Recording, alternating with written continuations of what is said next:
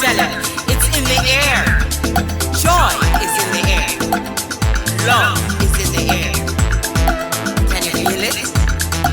What you feel like? Freedom. What you feel like? Don't sleep on it, brother. You might get left, sister. Can you feel it? What you feel like? Freedom. What you feel like? Justice. No need to be counted, cause I am down. Down, down, down. Down, down, down. Down for the end of racism, for the end of bigotry, cause I am down. For the end of misogyny, that's right.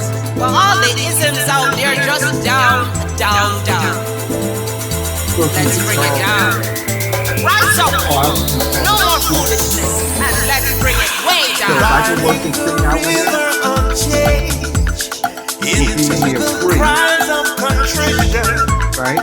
With a whole green screen.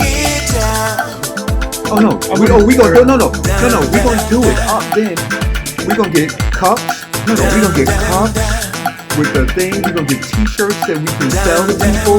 Right? That. We gonna. Oh, dude, this is gonna be ridiculous. We are the children of Eden. Charles is begging. Dancing and celebrating freedom. Are you coming today? We are the ones that must bring it down. Could have been doing this already, right? Down, down, down. Down, down, down. Down, down, down. Down, I don't know who tells people that I'm like a dishonorable person. Nobody said this. so gather the faithful. Tell everyone to stand and shout loud, shout loud, shout loud. Let's bring it down. Let's bring it way down. Let's bring it down. Let's bring it down, down. Let's bring it down. Let's bring it way down. Let's bring it down. We've got to bring it down, down. Stand up and shout,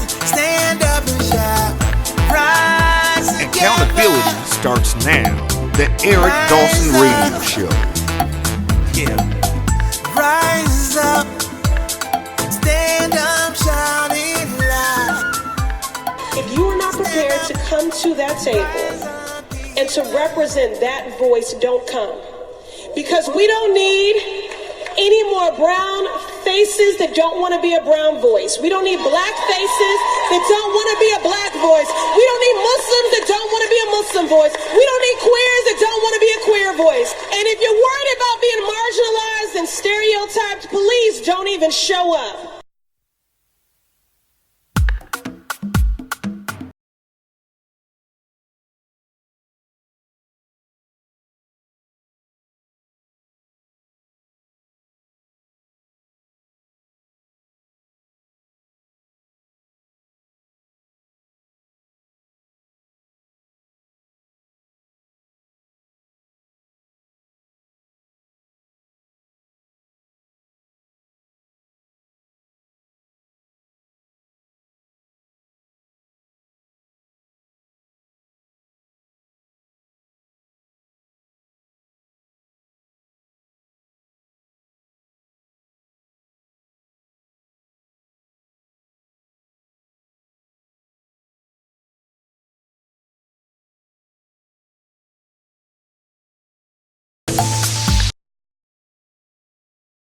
Oh, I'm sorry, guys. So let me start this all over again. Good morning, Eric. Good morning, guys. Good morning, Inform. Good morning, Inform. Hey, listen. Good morning. Welcome to know the what? Eric Dawson Show. Hey, Eric, listen. you must be on fire. Well, I've been up all night, man, Okay. pulling clips and everything to talk about this water stuff, man. I mean, it's national now, but International. international. But what I was saying is that we started we started off in a radio station, then we got kicked out, then we went in another station, and that didn't work No, you out. didn't get kicked out.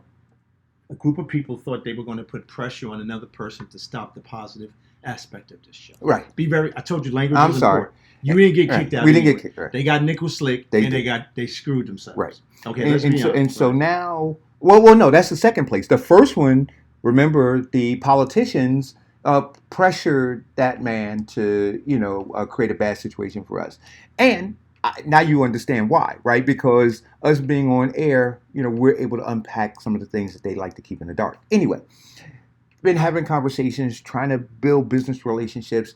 I think we're going to be in another studio. I think that MSNBC or Fox News or CNN or any of the rest of those, that's what we're pushing for. And with the help and support of all of our listeners and viewers, we're going to get there. But anyway, I've got a meeting with him. And then the idea, Kev, is to begin to commoditize it, right? Because everything is a business. But what we wanted to do, which was the problem that we had with the first studio that we were in, we went to go to local businesses. Remember, I was telling you, and those businesses were concerned about coming and advertising with us because of the pressure that they might get from local elected officials. And they end up closing down anyway. That's right. But they would, they were concerned about having code enforcement and other kinds of people because we know that really true. happens, right? Yeah. They will do that. And so, the idea is to look at commoditizing and other ways to be able to support the show, right? When we were in the other studio, we had listener-supported stuff. People were contributing, and that was great. But the hope is that through T-shirts, through mugs, and other kinds of things that we're going to look to develop, branding the Inform class and other kinds of things that will be introduce able to a new podcast. introduce right. That's right, a podcast. All of those kinds of things that we'll look to commoditize so that we can continue to grow and spread far and wide. So we're looking forward to it. Hope you guys are too. And that's my news, man. But I've been up big news, man. all freaking night, man. Just looking at this stuff and watching the and so most of what we're going to talk about again today, guys. I mean, I know that Congresswoman Ilhan Omar and Rashida Tlaib were having issues with Netanyahu and Israel and getting in and all that kind of stuff because of their pushback.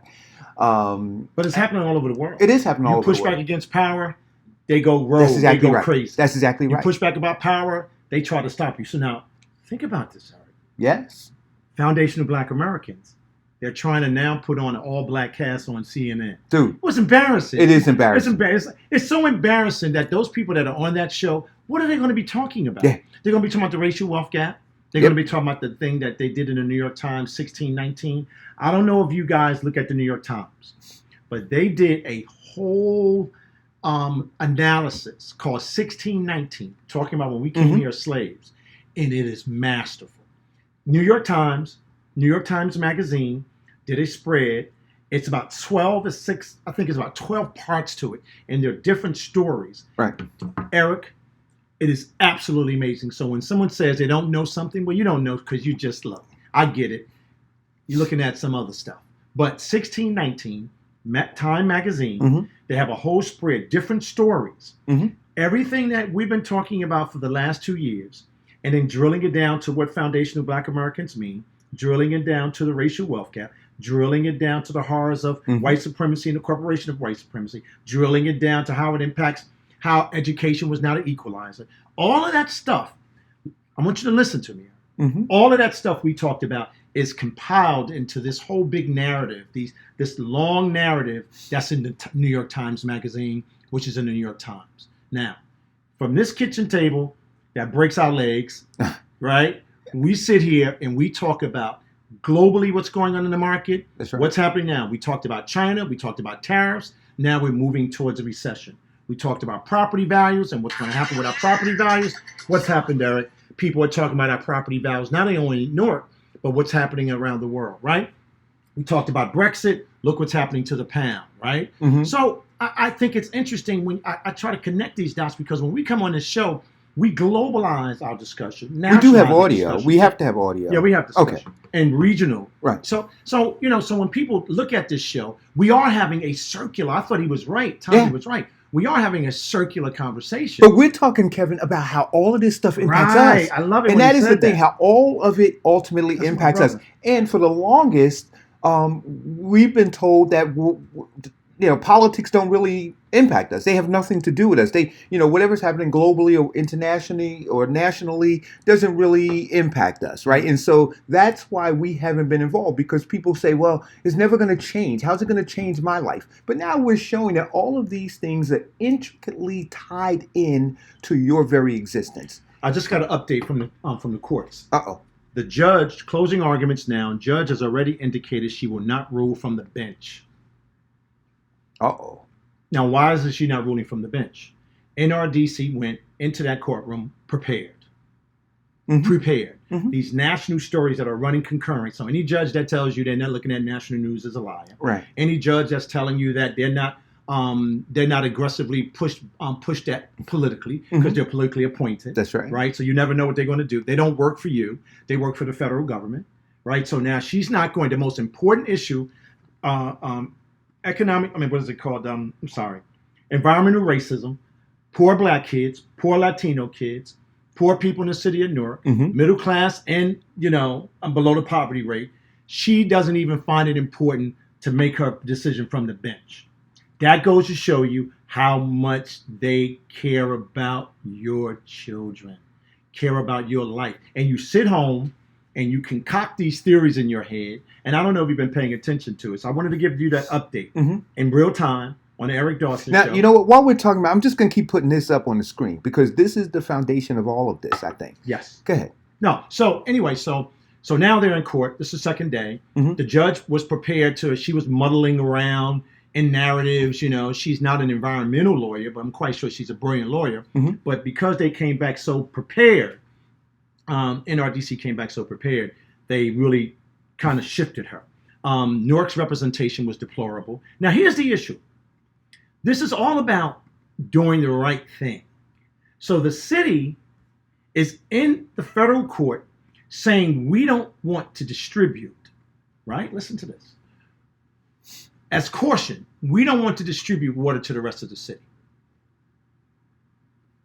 This is what the city is doing. We don't want, this is like to drill it down for people that run. They're at the federal court pleading and giving false analysis, false data to the federal judge on the record to say we don't want to give water to everybody in the city of Newark. Knowing in the next couple of weeks, they're going to try to do some quick analysis and come back and tell you, oh, the waters are right after the DEP came in, EPA came in and said your water's bad. Now, this is the same thing they did in Flint. Pushback, pushback, pushback, pushback. And guess what? It got worse. Pushback, pushback, pushback. It got worse. So what they're doing is they're playing political football with your life.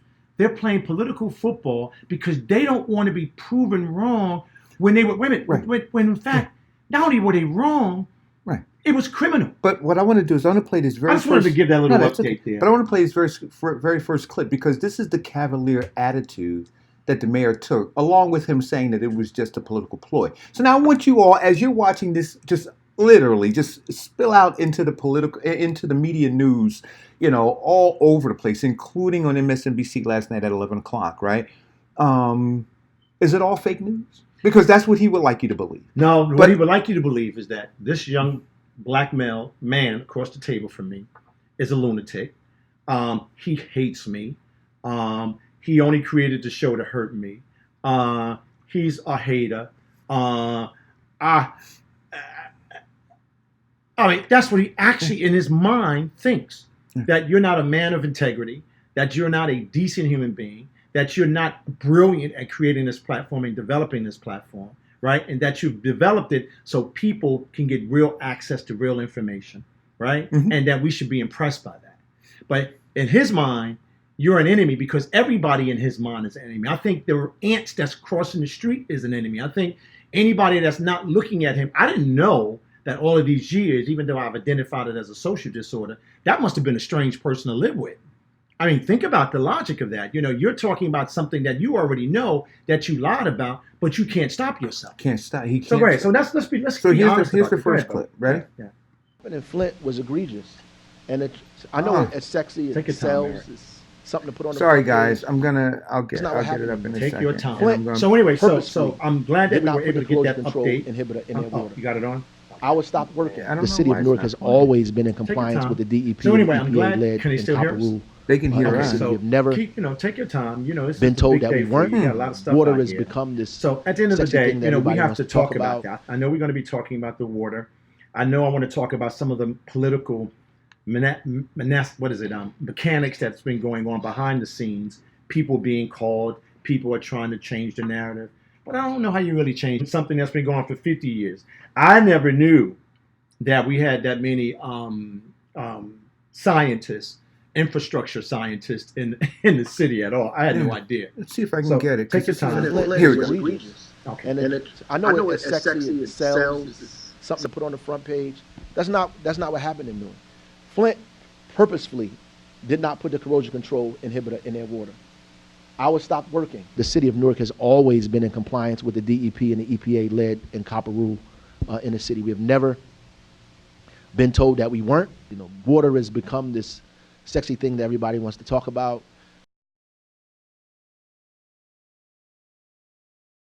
I mean, the idea of the mayor talking about water as being a sexy thing, like, just kind of diminishing the importance of what's happening in an attempt to deflect when people were asking very serious questions about their health, the health of their unborn babies, their parents who are seniors, who are vulnerable, folks, like you said, Kevin, who are on dialysis, all kinds of things. And they're saying, Mayor, all of this is going on. We're hearing all of this. We're seeing that, schools, 30 schools have closed down their water fountains. What's going on? And then we hear that that the councilwoman says, and NRDC is here talking about, a water issue, and the councilwoman saying that, we have an issue with the water, and that Brenda Toilo, who was a commissioner, said to you, there's a water issue.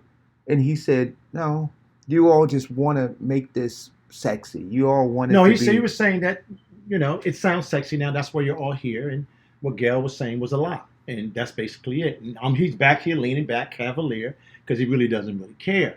But after yesterday's show, after the show the day before that, after the show the day before that, I got to tell you, you deserve a Black Pulitzer Prize. Yeah. You deserve a Black Pulitzer Prize. There's not New York Times, not the CNN, none of those. They're just catching up to what you did so exceptionally well by analyzing this and giving the informed classes and residents of Newark an ability to see what really is going on. Yeah. So when we came up with the word crime, when we talked about collusion, when we talked about conspiracy, and we talked about all those things, it was built on a couple of years of analysis of who he is, and what he's capable of doing. And now, after we've laid all of that out, it's culminated to this particular point in history. And you see it in full bloom. And we got to call it what it is. Right? So he stands there again. He said, the only reason you're talking about Newark, water, because it's sexy. No serious tone, no commitment to the truth. Just like he's just shooting, shooting raps. You know how you do that? Yeah. What's that thing? Spitting? Oh, spitting raps. He's spitting. He's spitting raps. So he's not saying, I know I got a whole file in my office that's got all this information that later... But you heard what he said, the thing. He said, we have been in compliance the whole time. But I showed yesterday that there were 4 consecutive times. And that's 4 in the past. In the past. We're talking about what he has on his desk now. No, but I'm saying that one, that piece. He had 4, but he said, I'm telling you, he's a pathological liar. So at a whole nother level. Yeah. So now, you, because of who you are and what you think, you've been waiting patiently because you knew that this was going to unravel. Well, you knew it was a lie. You knew it was a lie. But everything we've talked about was a lie. Right. So you put this up as the first line of our discussion for the day. That's another lie on top of all the 550 ones he did. But one thing is at stake. Life. Yeah. I want you guys to remember that. Now, here's another clip. Life is at stake. This is one of the residents speaking out, and then she gets pushed back from the council. I hope the audio plays right away. I tried my best this morning. I was tired. Here we go. The city of Newark has a lead crisis on its hands. Last year, it received a state violation because it exceeded federal lead limits for drinking water. Today, as many as 22,000 homes could be affected.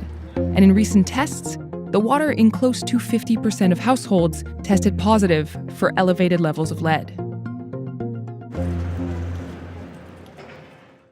Good afternoon, Council. See, all of y'all got bottled waters up there. Why don't y'all have a pitcher of water from the tap drinking from a cup? Because you know it's not safe. In 2017, a letter was sent out for elevated lead levels. We didn't get that. But then y'all said the water was safe in 2018. You have not been honest. Listen. Miss Singleton. If you have a lead line, there Officer. are issues. That's why there are initiatives to replace the lead lines. Ms. Parker. Again, this is not Flint, Michigan. So, much like Flint, and what you're going to find out, guys, in this show, please hit the share button, go subscribe to YouTube. What we're going to find out in this show is, as Ras Baraka talked about in Flint, that they stopped using the inhibitor, right? In Newark, what occurred, and we're uncovering it now, is that they changed the inhibitor to make it more acidic to deal with a different problem that they were having. Another cover-up. Another cover-up. So there was a problem. You all were never notified about whatever that problem was, but they changed it. And now when we talk about accountability, we talk about ineptitude, right? We talk about qualified leadership. So when we're having these conversations about who's qualified, who's being hired, and that we need to pay attention to those guys. And when we're talking about the guy who's currently down there as the acting director, Kareem Adine, and whether he's qualified or not, and he's making these life or death decisions, right? Somebody made a life or death decision to change the acidity of the chemical that was coating the pipes. And as a result of the decision that they made, right, a short-term decision to change some other issue that we're still unaware of, the acidity changed the pH balance. So when you hear them say, well, the corrosion inhibitor just stopped working. No, it didn't just stop working. Say that again. The inhibitor didn't just stop working. It stopped working because somebody took an action in changing it. And so when they changed it, the pH balance changed and the acidity began to eat away on the interior of the pipe. Same thing. Let's have that conversation Same now. sort of thing that happened in Flint. Exactly. Same thing. But guess what? He took the same position that the mayor and governor took in Flint, which put those families and communities in continued danger. They're still in danger. They basically have to move out of Flint to have a good quality of life. I want people to understand this. Remember what you said when you first started this. You said it's sexy. They said it was spitting raps. Well, he said it was sexy, one, but then the other time he said, no, this is all a political ploy. Right. But they knew that they changed the chemical. They knew that it was not just happenstance that all of a sudden lead levels started to rise. They started to rise because the pH balance was changed purposefully to solve another issue. So now solving that issue, right, created this issue that they knew. They were getting reports. The first reports started coming between 2010 to 2016 that the lead levels and what was happening in the schools was an issue. And Baraka was asked again, and I'll repeat what I said yesterday. He was asked, is this just related to the schools or is it citywide? Now they knew that they changed the chemical. They knew it. But I want to play this clip from Channel 7 News, because this is very, very important. I love your clips, by the way. I think everybody from last week to this week needs to go and watch every show, because we break it down for you. Yeah. Because you don't have to go by the New York Times, even though you should read it anyway. Right. But it's there.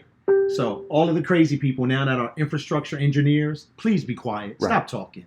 Because this isn't me. This isn't you. This is it. Please. These are people. All of these people talking about the pipes 50 years ago, 200 years ago. Just stop talking. Right.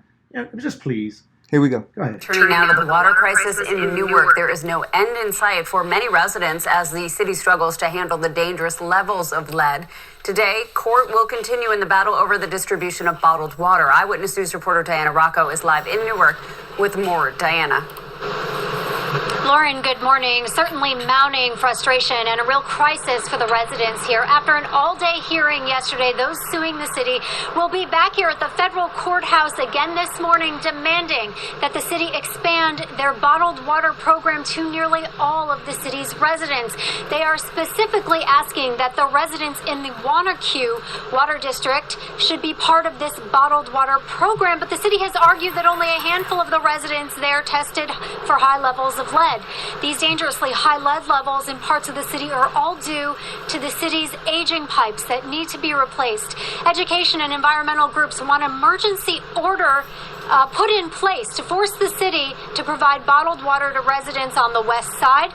Last fall, the city did give out water filters, but those were proved to be ineffective, and some of the bottled water that they have been giving out was found to be past its sell-by date. With all of this politicking, I call, going on and bureaucracy, in the midst of that, our children, our pregnant women, our seniors, everyone is still being affected. We need water. We need up-to-date, good, clean water for the citizens of the city while we're going through all the bureaucracy.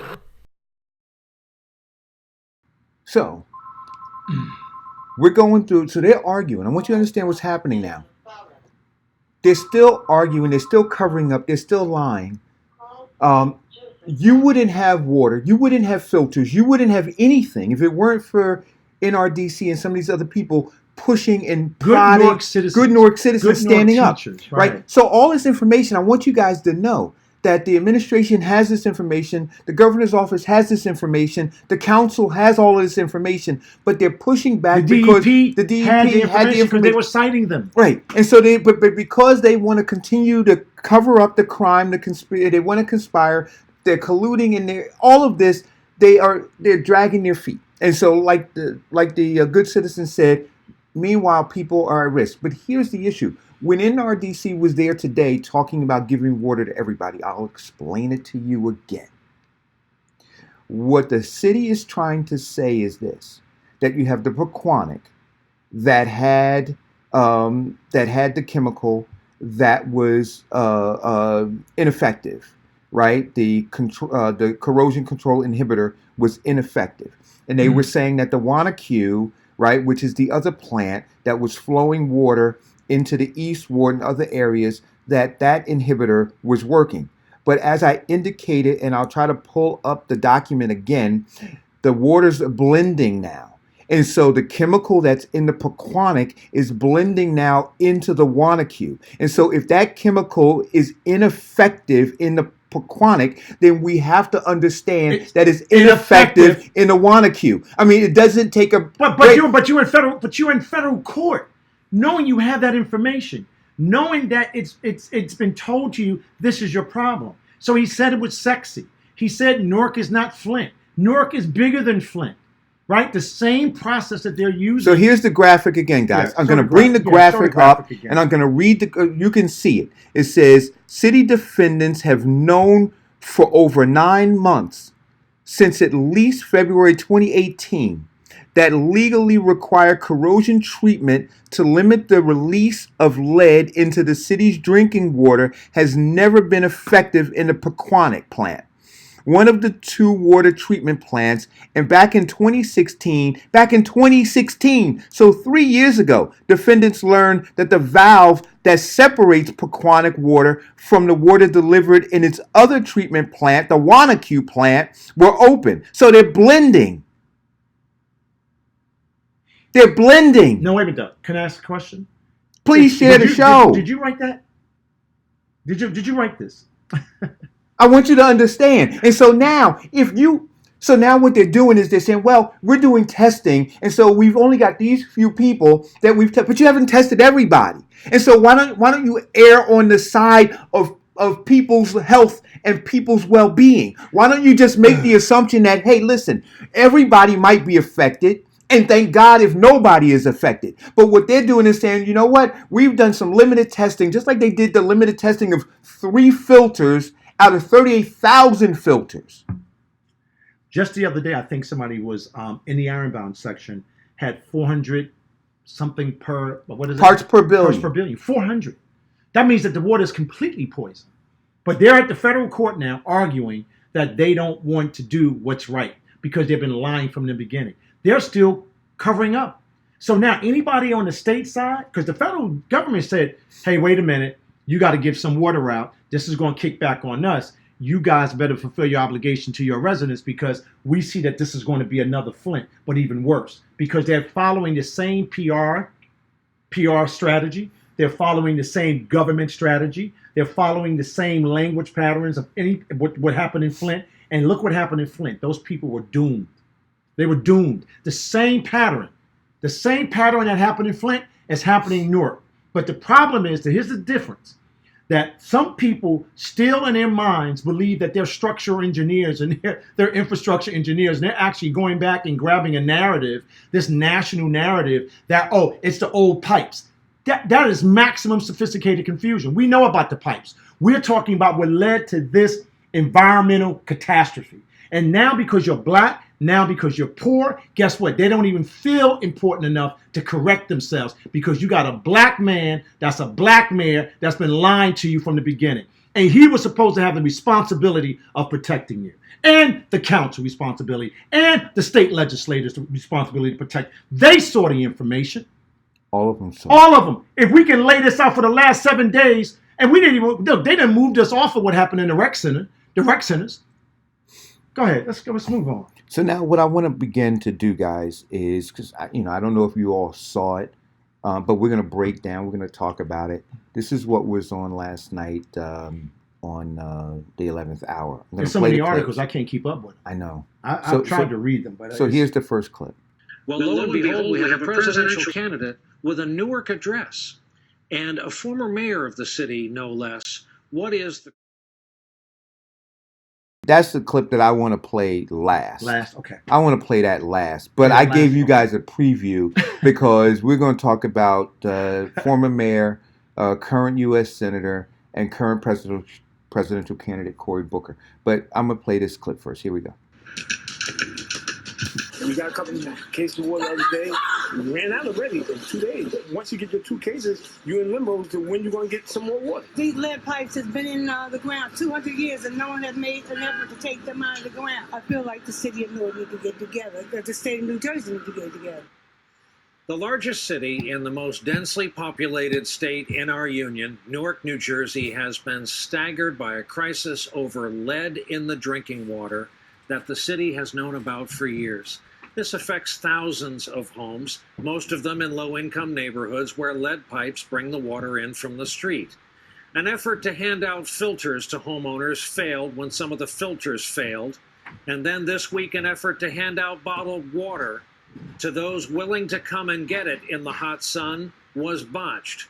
And just like what we've witnessed in Flint, Michigan, what's happening in Newark, New Jersey exposes the intersection of poverty and health and race and class and the word that has come to mean so much that it now means virtually nothing: infrastructure. Here with us for more tonight, Karen Yee. She covers the city of Newark for New Jersey Advance Media. That means that her work appears in the Star Ledger and on NJ.com. Also with us is New Jersey native, because that's important. These guys know that. Nick Corasaniti, he covers New Jersey for the New York Times. Welcome to you both. Nick, it is my home state, so I am rather charged up about this. Let's start with a baseline. What does lead in the water do to the human body, and most urgently to the developing brains of children?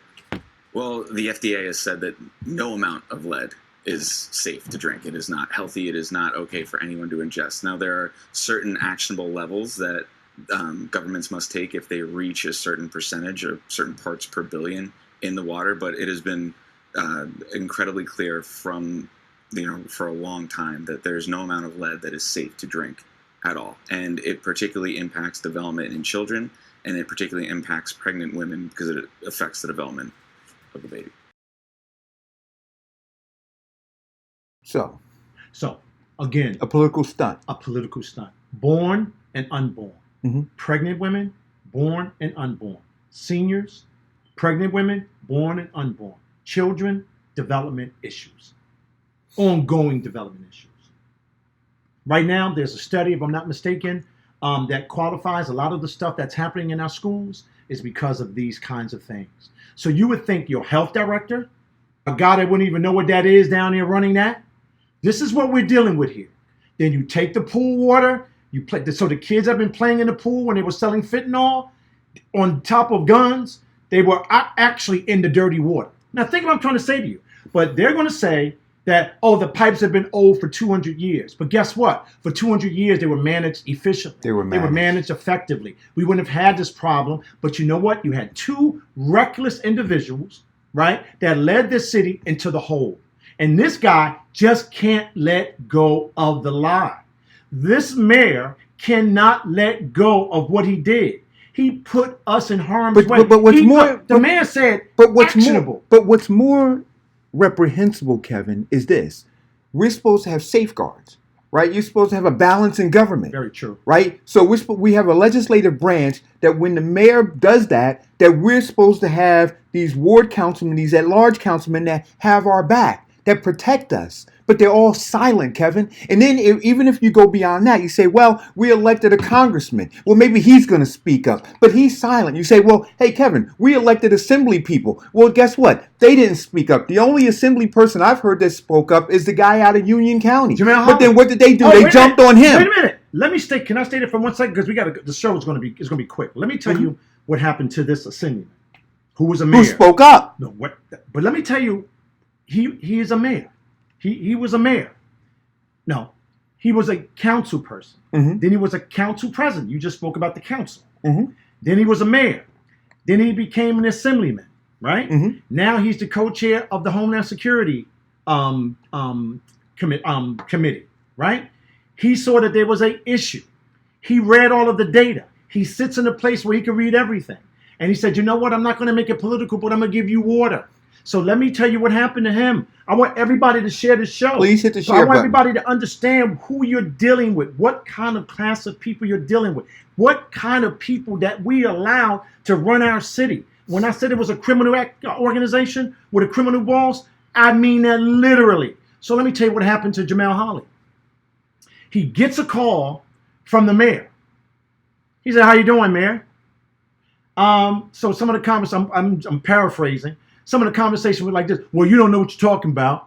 And Newark's water is not poison. But you being political and I don't get in Union County business.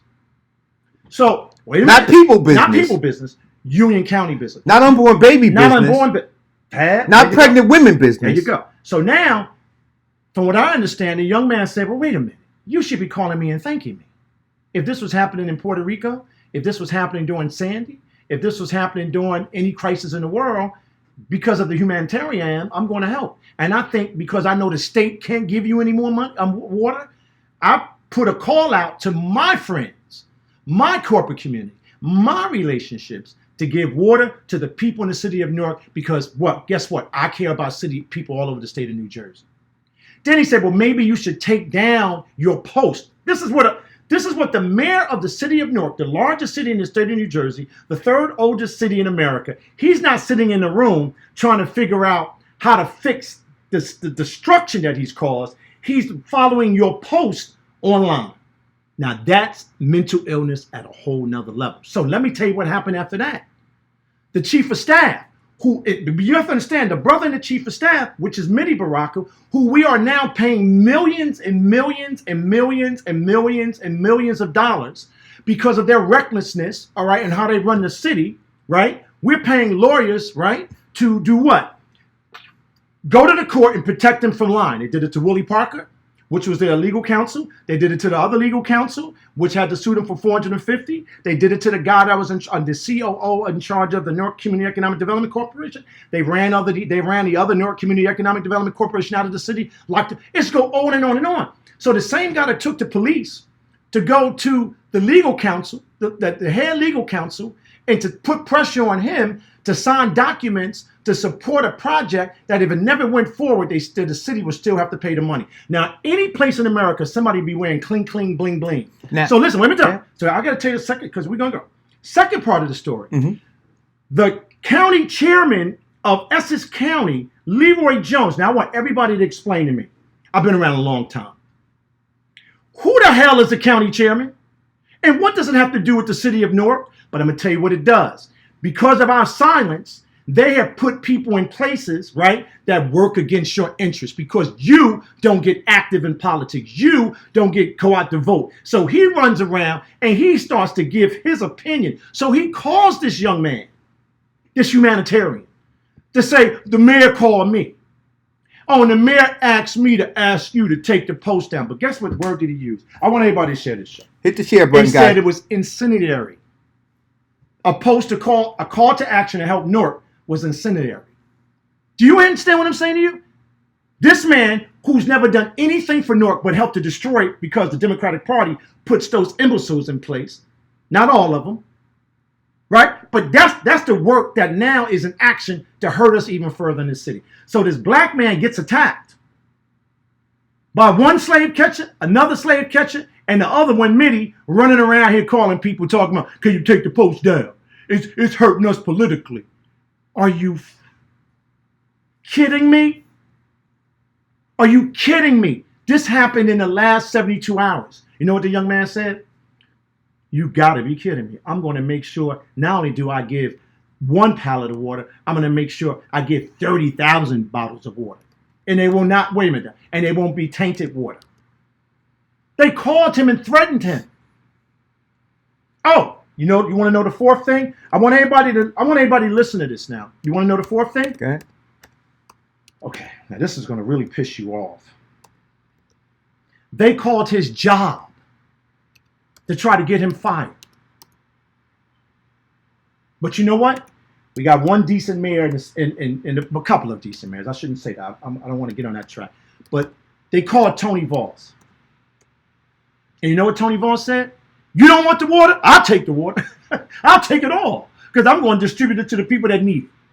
So I got to give him an A+ for that. So you see what I'm saying? 4 times. They called his boss. They called the chairman of Essex County, Leroy Jones. I want to know what in the hell did Leroy Jones ever build in this city? I want to know what did he ever contribute to this state? And we got this guy. And guess what they're doing this weekend? What? You ready for this? Because we got to move on. Mm-hmm. Instead of them sitting around the table trying to figure out how we're going to save these unborn babies, born and unborn, you know what they're doing right now, Eric? What? They're having a district leader meeting to come and listen to the mayor, and the message was on all hands on deck. You know, on hands on deck mean to them to kill us. So they attacked this young man. They attacked him at his core. They attacked him what his beliefs were, and then they all called him because they wanted to take his post down. He's our hero. He's our hero. He didn't say anything about infrastructure. He didn't say anything about politics. He said, I know there's a group of people in need. And I have a responsibility from where I sit, not just to represent my county, but to help people all around the state. That is who you are dealing with. And is a pattern. And so now I want everybody at home, all the informed class members, right, to understand what's getting ready to happen. No, you know what? And I took the time to do this right. While we were talking because I want you guys to understand who Leroy Jones is. I'm just going to play this quick video. Oh, yeah. I want you to see. And Leroy Jones is the guy in the red hat. Yes. And the other guy that you're going to see in this video is a veteran. I forgot how old he is. That lives in East Orange, but he's a veteran who lives in East Orange, who's blind in one eye and partially blind in the other. I want you guys again to understand Leroy Jones is the guy in the red hat. That's calling a meeting. Okay, no. Watch this video. I'm sorry. Wow. Take your time. Well, anyway, so that's what happened to that young man, that assemblyman, that former mayor, that former council person, that former council president. Now, the question is, why isn't our people involved? That's the question of the day. You ready? Take your time. But we're going to take this call, and then I'll bring it up. Hello, caller, go. What's going on, How you Darren? doing, sir? Man, you guys have been laying this thing out. I've had some entertaining conversations on Facebook with our oligarchs, those that sold their marching shoes and rallying shoes for jobs. I really respect and like. He came at me. I want to say I'm very proud of Brother Jamel Holly. As most of you know, for 5 years now, I've been in Union County.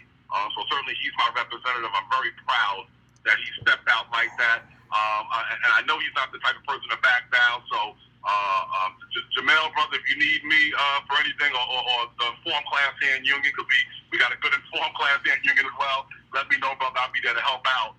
But, guys, keep pounding the pavement, man.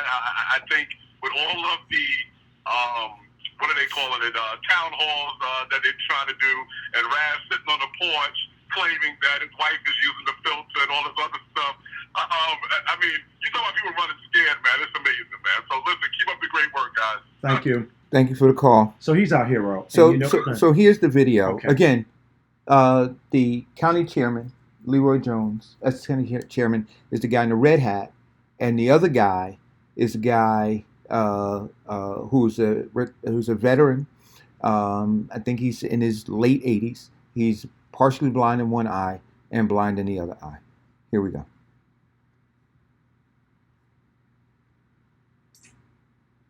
So Leroy Jones is the guy in the red hat. He could.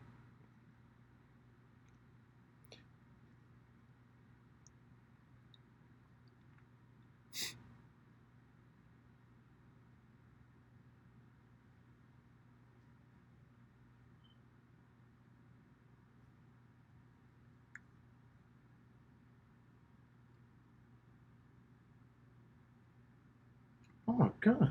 Now, I want you to have a clear understanding. Where the hell you get this from? I want you to have a clear understanding. I want you to have a clear understanding who Leroy Jones is. Now, I'm not going to speak any more about the video, but you can draw your inference from that. So again, the guy in the red hat was Leroy Jones, and the other guy was an 80-plus-year-old retired vet, blind in one eye, partially blind in the other. So when we talk about culture, when I hear you say that Leroy Jones picked the phone up to call somebody, I look at that video. Well, I want you guys, as we talk, I'm going to play this video again. So this is the Leroy Jones that picked the phone up. I'm going to play it again. That picked the phone up and called Jamel Holly. This is the Leroy Jones that Ras Baraka called to call Jamel Holly. This is that guy with the red hat, turned backwards, engaged with a blind senior citizen. Oh my God! I never saw this before.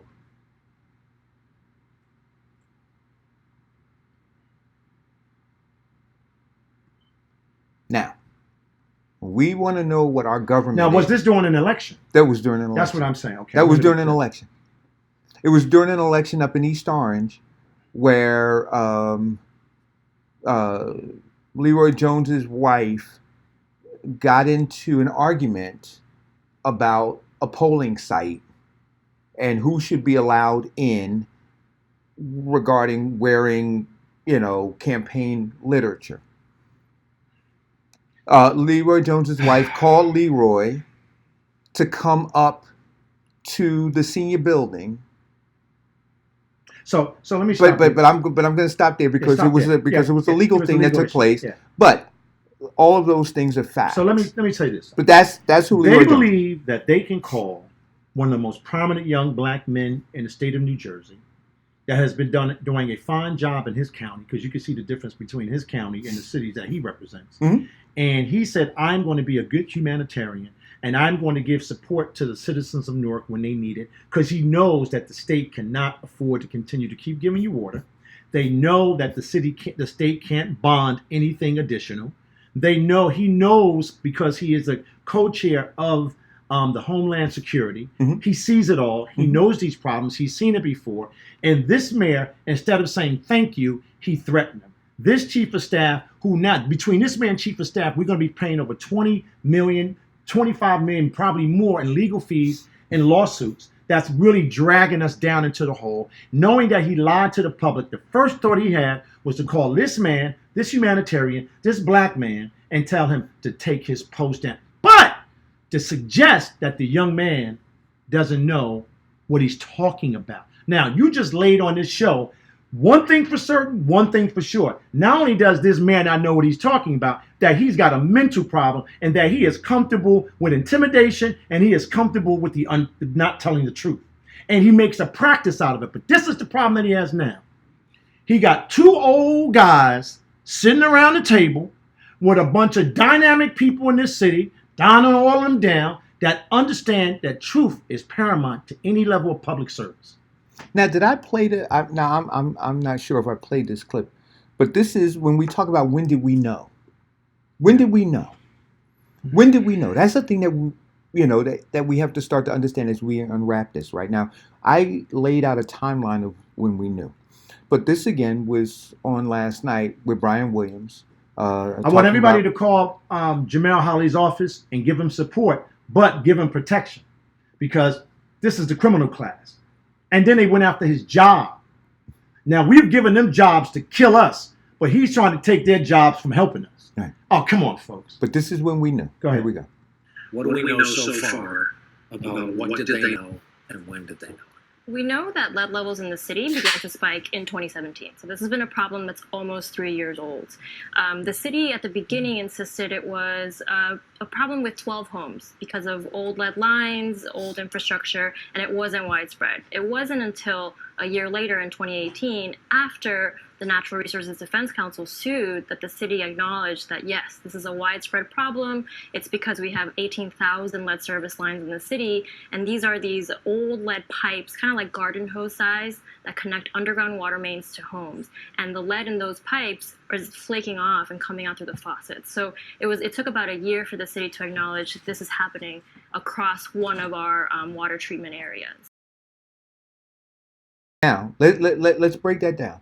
She said it wasn't until NRDC got involved that they were prepared to come somewhat clean and say that we had an issue. Wasn't until, and so I want you guys to understand, if NRDC had not gotten involved, you still would not know what you know now. Because he had that folder with all that information. He was continuing to lie to you. And he was going to continue to lie. He said it was sexy to die. She said it was sexy. And now when she talks about the pipes and the corrosion, we have to make sure that we're adding this part to it, that they changed the chemical. Right? Those pipes were always there. That allowed the virus to spread. They changed the chemical, which changed the acidity, which allowed for the corrosion within the pipe that allowed the lead. So it didn't just happen. Can you do me a favor, Eric? Can you explain So that it's again? important for people to understand Let me that. just say this to you. Can I Because when you hear the mayor say... Can I stick a pin in it for a second? Yep. Can you explain that for all the infrastructure scientists that have just joined America? Because this is their narrative. Right. Oh, the pipes have been over 500 years. Right. The pipe. Can you please explain that for all of the structural engineers now that are online, that are now scientists? Right. So forget everything we've laid out. Right. Forget all of the data we have. Right. Forget all the research we've done. Forget about how we've dug deep into what this crime and corruption and collusion and conspiracy is, right? But forget about from 2010 to now. Right. I want you to just explain that again so we can get rid of all of the new structural engineers and structural scientists. Can you explain one more time? All right. Please hit the share button, guys. I want you to share this one more time for me. Please share. Do it slow so we can get them off the grid. So I'm going to say it to you like this. Okay, thank you. You hear them say that we had a corrosion inhibitor that worked and then started to fail, right? So they said it was working and then it started to fail. So it was working in the same pipes that exist right now. So when they talk about an infrastructure, we had the current infrastructure and we had a corrosion control inhibitor that worked and then it failed. But they don't want to talk about why it failed. See, that is the issue. So we're not talking about the infrastructure. We're talking about the control, the corrosion control inhibitor and why it failed. Understand again? I'm going to say it again. We had the same pipes, but we had a corrosion control inhibitor. A human being decided to change the chemical. That chemical changed the acidity. That acidity began to eat away at the interior of the pipes, those same pipes. The 500-year pipes. Right. Okay. And then eating away at the interior of the pipes, the lead flaked into the water and the virus spread. Now, say it again. Then the virus began. Now, not because it was 950 years old. Not because of human intervention. Now, the issue is, and this is why NRDC was down there today, because they said as it began to do it, that same chemical, that they used, that increased the acidity, that ate away at the interior of the pipes in the Pennaquat, blended into the Wanacue. And so those pipes that the Wanacue water is flowing through are at risk of having lead flaking. And so they're saying, be cautious and give water to everybody. So the mission of this administration thus far has been to deceive and deflect, and to suggest that they never knew this, and to not tell the truth about the fact that they have known this for years. And now that it's clearly environmental racism, right. And environmental racism is not some white people out on the end. It's about poverty. It's being managed by black people, and they're continuing to say. And I got to say this, and I'll probably get a call after I say this, but I was very disappointed. I was watching Facebook yesterday, and I saw a brother who I respect very dearly, Do It All Dupree. Oh. And he put a video up. And this is why, even though the guy said yesterday, we have these circular conversations, because Do It All put up a video which is just false. It's just false. He doesn't have the information. He doesn't have. Wait a minute. And not only does he not have, he didn't reach. Ask Do It All if he reached out to NRDC and had a comprehensive conversation with them. Ask Do It All if he's read all of the court filings. Ask Do It All if he's read all. He didn't read any of those things. And then he gets on, and he's an influential guy. He's an influential guy. And so the scary part is when you take somebody who has an influence, whatever it is, whatever that influence is, and they take to their platform and they misinform people.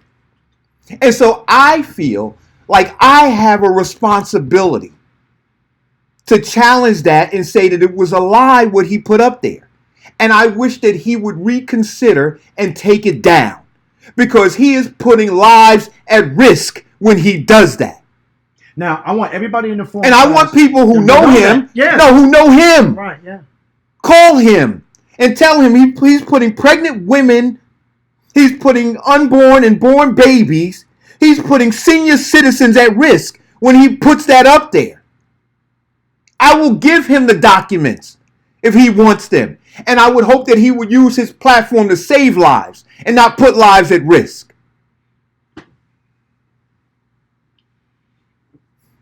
Now, I'm going to go to the next clip. This is our former mayor, current U.S. Senator, who takes the time to go to Flint, Michigan, and talk about Flint. He takes the time to raise money and awareness for the people who suffer in Puerto Rico. And I don't have a problem with that. Those people should, right? Absolutely. He travels around the country pimping Newark's misery for his own political gain. Engage in poverty propaganda. Meanwhile, we have our brown and black people, Kevin, lined up in the heat for water, and he hasn't said an effing word. No. What he's attempting to do is to distance himself from it. That's what he's attempting to do. And guess what? He's going to be able to do it because traditionally he owns that guy downtown. He put his mark on that guy. He owns that guy downtown. So he's going to get away with it. But no, he's not, because we're going to explain later how all of this connects with each other. Yes, we will. So go ahead. Let me let you. I don't want to step on what you. I don't want to step on it. Well, lo and behold, we have a presidential candidate with a Newark address and a former mayor of the city, no less. What is the Cory Booker role in this crisis thus far? Booker was mayor from 2006 to about 2013, and lead levels in the city did not spike in 2017. So he was gone. He was no longer over the city when we started having these lead levels. But there were also problems in 2016 in the schools. About 30 schools in Newark had to turn off their drinking water because of elevated lead levels until the schools eventually replaced some of their indoor plumbing. So there's been questions about whether Booker could have prevented this, maybe done more around infrastructure, but really he wasn't here in Newark when the lead levels started to rise. Has he stepped forward to take on this issue as a presidential candidate in his hometown? He's written letters. He asked the EPA to step in and help fund this bottled water program. There's been almost 90,000 cases of water distributed. Well, some of those were past the expiration date, but he is asking the federal government to step in because at this point we don't know how long this bottled water program is going to last. We don't have any answers as to why these filters are failing at this point. So, now, did you see that? Did you just see what I just saw? I did. Did you just see what I just saw? I did, Kevin. Go ahead. Cory Booker said he has nothing to do with the water crisis we're in. And guess what? He probably doesn't. Right? But then they said he sent a letter to the EPA. But then on the ABC report, right, they said that one person said the criminal activity at the watershed had nothing to do with the failure as it related to the water now. So there's this argument. This is argument. But this U.S. senator has not come to Newark, has not said anything to any Newarkers, right? Mm-hmm. Because he's always selling us, he's always engaging in poverty propaganda when he's out on the road talking about he lives up the street where people get shot. He's in Flint saying, I feel sorry for you. Every human being should be able to have fresh water, right? Knowing that his city is in a crisis right now. And all he could do is write a letter to a president, right? Or write a letter to the DEP, EPA, suggesting that they give us more water, which then qualifies that he knows that is a crisis at a whole nother level. He knows that it's a crisis at a whole, but you could just write a letter to augment what the state was giving us, which was some contaminated water also. So I'm going to read a little bit of this. You got a little bit of the letter? A little bit of stuff. Okay. So critics claim that Booker, a U.S. senator who served as Newark's mayor from 2006 to 2013, failed to exercise proper oversight of the city's water commission, making him partially responsible for the current water crisis. Booker has no credibility, especially on water. This is a quote, Brendan O'Flaherty, an economics professor at Columbia University, who put together a 2011 report on the commission, told the Washington Times. He did not leave a legacy of a well-functioning water treatment plant and engineering corps. He left a mess, he said. I want to try to read some of this. Mm-hmm. I'm not. So there were people who went to jail at the watershed. Linda Brashear's one. Mm-hmm. Got more than $1 million in kickbacks. You got Don Bernard, who's another one. You got some other people. But during that time, Booker was absent. There were people who were not qualified, who were appointed to the Newark watershed. Some of those people, we believe, and there's more investigation that is happening, but there are people who we believe were put in places who were partially or totally responsible for the decision to change that chemical, Kevin, that changed the pH balance, that led to it not working anymore. So the conspiracy and the collusion gets larger. Right. We have two mayors that have failed the public. Essentially. Right. So the crime is a continued cover-up of it, because we know it's a cover-up now. Right. We know it's a crime now. And what is the crime? When you cover up, that's the crime. When you continue to cover up, that's the crime. When you continue to collude, right? Now the collusion is not working as much, because Corey is saying, U.S. Senator Cory Booker is saying, it didn't start under my watch. And this present mayor is saying, well, it's the pH balance and the DH balance and the CH balance, knowing that he has information from here that says that he was wrong and that he was lying. And so he went to the public and lied during a health crisis. But let me stop you. That's a crime. That's a crime. But here's what it says in an article that was put out by ABC News. This is a quote. It says, the human capital of the water department was not renewed. This is under Booker. Was not renewed, and it deteriorated. They weren't hiring engineers, said O'Flaherty of Booker's tenure atop the agency. So you have a seriously depleted department in 2013 that was a department which made a mistake in the subsequent years. Don't you understand that? So they weren't hiring any engineers. So our water was just sitting. And then remember what I said yesterday. That mistake. Chris Christie actually put the city on notice and said, listen, from a security perspective, we're going to give you a lid to protect our water sources, because that was happening all over the country. Right. And guess what? I would love to know what that $64 million was spent on. I would love to know what now guess what? That same behavior did not change with this administration. Right. They dumped a whole nother crew up there that did not have the capacity to understand the seriousness of why that water source or how they put those chemicals in would impact us, or what virus would be unleashed based on what they're saying. So I want to stay here for a second, stay right? here for a minute. So I'm going to read that quote again, and then I'm going to read the next paragraph. Guys, share the show. It says the human capital. I think we might get a call in. So this is the most. Hold on, this is a call in. Hold on. Caller, you're on the air.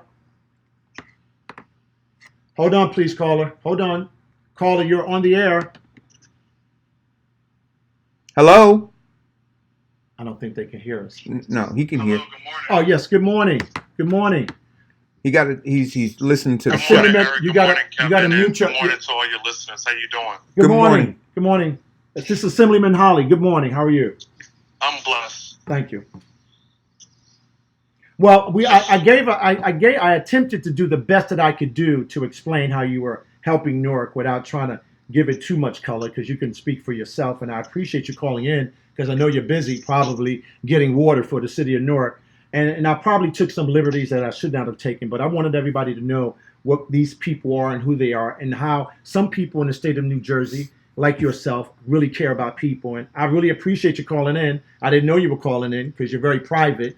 But if you want to talk about something as we continue to unpack this. Yeah, I just want to, you guys got a great audience, and I just want to reach out to your audience, because some of your audience members have reached out to us and are dropping off bottles and cases of water for the mission that has been called by the state and the city to help the citizens of Newark to get, clean and unexpired bottled water. And I wanted to just first thank them for their efforts. We're going to continue to keep collecting bottles of water, and I'm going to share with your audience at the bottom of your comments some areas that we do have in Union County.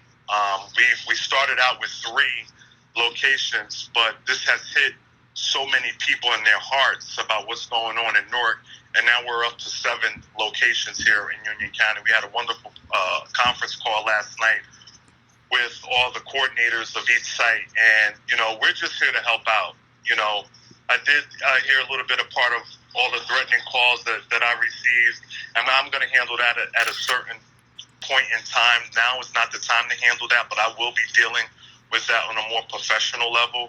But I want to deal with the immediate right now, and that's getting the citizens of the city of Newark bottled water, because we feel your pain. And this is not something that my relief team has done for the first time. We've been involved in Flint. We've been involved in Texas and Florida and South Carolina. Anywhere there is a catastrophe or some kind of level of support that's needed outside of the state, we always pitch in. And so when we saw that this was happening right next door, and I represent the city of Elizabeth and Hillside that borders Newark, we said, you know what, we're just going to be, humanitarians and help out our neighbors, because, we don't know how long this thing is going to last. And everything that I reviewed and everything that I've been, monitoring and reading all the records since day one, it's inevitable. I don't know how long this is going to take. And so we're going to just continue to help all the citizens of Newark.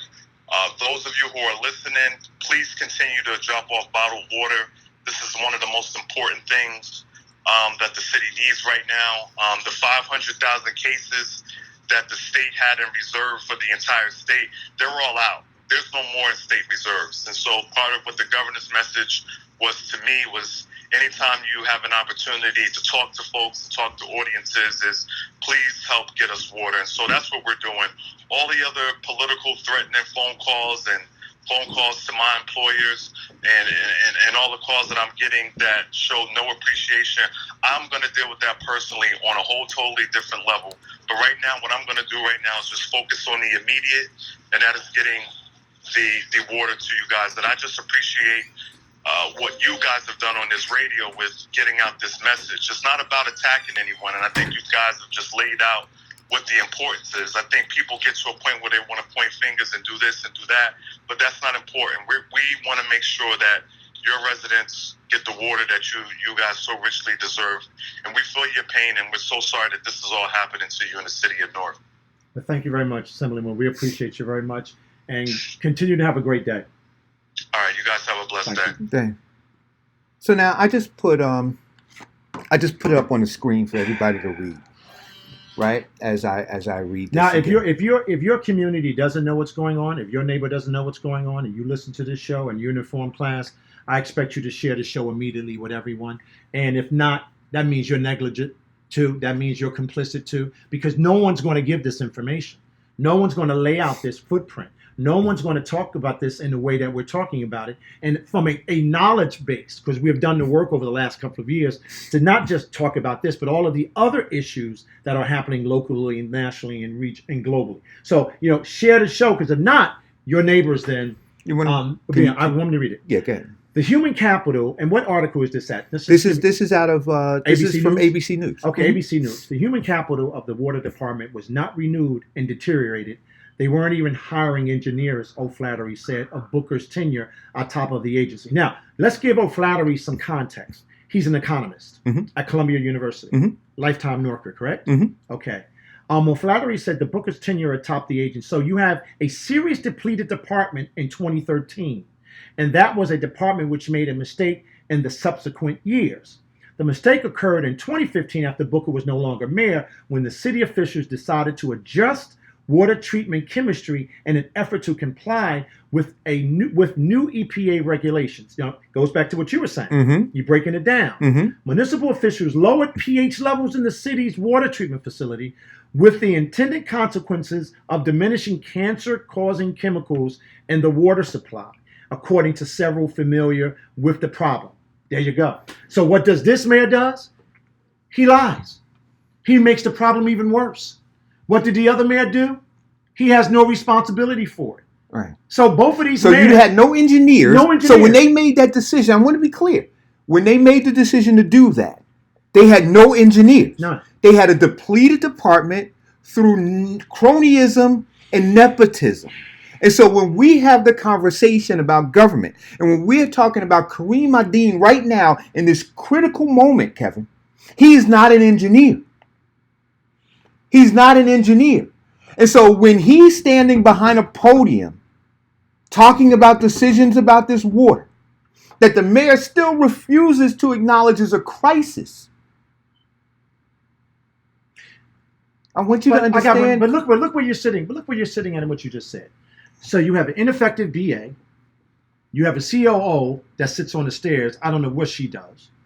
You have a water department, right? And I don't know all of the function of the water department anymore. So we have this continuation and this breakdown. That is what? Impacting born and unborn, impacting pregnant women. And it says cancer. Put that back up. What it said. Cancer related. So that cancer related stuff is still there. And the virus is spreading.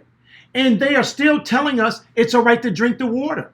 And they're at court. They're at federal court right now trying to convince a federal judge that they don't want to be responsible for giving water to everybody in Newark. So you had Legionnaire's disease. You now have cancer, cancer stuff in the water. And then it says here, it says the mistake occurred in 2015 after Booker was no longer mayor, when city officials decided. So who did that start with? That was with this mayor. And that mayor knew since 2010 because he was in the public schools. And he had all of those letters from DEP, EPA saying you're not in compliance. Oh, by the way, now you have this. And now, again, what's most reprehensible about this is that if I have this information, if I have it, don't you think your 9 council people have it? Don't you think your assembly people have it? Don't you think your governor has it? Don't you think your congressman has it? Can you stop there for a second? Don't you think your state senators have Can you it? stop there for a second? Can you stop there for a second? Now, I take responsibility because I supported this governor. We convinced the whole city to support this governor. When Ras Baraka was going around taking people's cars, firing people, threatening people to support a guy in Jersey City that never even said he was going to run for governor. Now think about what I'm trying to say to you. This governor has cut a devil's deal, a political devil's deal, that somebody convinced him that if he sticks with this guy, when he comes back to Newark and lie to the poor people about the black babies and about infant mortality, that is going to be all right because the black slave catcher is going to put those people on the street. That stuff that's happening in the rec centers, they're going to protect me from. They're going to protect me. He's going to protect me from them. But this governor, still, after all of the stuff that we know, all of the data that we have, and I am almost certain that his DEP has it, because they were citing the city over and over again. So there was what, Eric? The collusion. The collusion. So now, Eric, check this out. He comes into the city of Newark, and he stands with the guy that lied to us. He stands with the guy that continues to lie to us. He stands with the guy that has put our babies born and unborn in danger. He stands with the guy that tried to cover up Legionnaire's disease. He stands with the guy that has caused this virus to spread, and it is uncontrollable. And you know what he says to us? Tell you what he said to us. Hang in there. Eric, he said to the black people in Newark, black seniors in Newark, black babies born and unborn, Eric, the man said, hang in there. And guess who was standing next to him? The biggest slave catcher in American history, Ras Baraka. Now, I want to know, we just laid this out. And it is a personal thing. And I have to admit it. He came in here and told these people the biggest environmental racism cover-up outside of Flint in the country, which is going to cause problems for all of the other municipalities. He came and looked us in the face on national TV in the health department that doesn't work. And he says, ready, Eric? Hang in there. Hang in there. So he started in the church when he took the sip of water and said, I drank it. In the pulpit of the AME church, Reverend Slaughter's church, who we introduced to him, and he said the water's okay. Not knowing that he had all this information too. But the first thing they want to do is they want to talk about you, Eric. They want to come at me. They want to come at you, Eric. They want to go around and create all of this other nonsense out there. Oh, we got to do something about them. They're telling the truth on us. Our equation to suppress the black people in Newark and continue to make them slaves won't work if we continue this up. Please, Jamel Holly, stop talking about us. Please, ABC, stop talking about us. Please, NBC, stop talking about us. Please, MSNBC, stop talking about us because we won't be able to continue to be slave catchers. Listen, I hope people understand what's going on here. Hang in there. Hang in there. Things are going to be all right. Hang in there. Things are going to be all right. Hang in there. Things are going to be all right. Go to the next thing. So, I just want to put this image up here so you see. Hang in there, Eric. Because we have to begin to identify them. Hang in there, Eric. We have to begin to identify them, Kevin. Hang in there, Eric. Hang in there, Eric. I see it. Hang in there, Eric. Right. So here's the next clip. Let's go to Bedminster and tell the people in Bedminster, hang in there. Let's go to Montclair. Tell the people in Montclair, hang in there. Let's go to Westfield. Tell the people, hang in there. Let's go to Monmouth County. Tell the people to hang in there. When you come to black people, you know what you tell us? Hang in there. Here's the next clip. Hang in there, black people. My hometown of Middletown, where the current governor lives now, or Summit, or Bedminster, or Rumson, there would be holy hell going on, and we all know it, that this is part of race and class. Has a leader emerged to step forward and say, I'm going to help fix this? If there's been any leader in this, at least from my point of view, it's been the NRDC. They've been sounding the alarm on this since before anyone was willing to acknowledge it. You had Mayor Baraka denying in 2017 and 2018 that this was an issue, and the NRDC was pushing and pushing. Ever since it's kind of come out and escalated over the past week, you've seen Governor Murphy pledge that, this is safe water is not, a privilege, it's a right. And so he started to push. But if there's been any leader that's really sought to fix this the most, it's been the NRDC.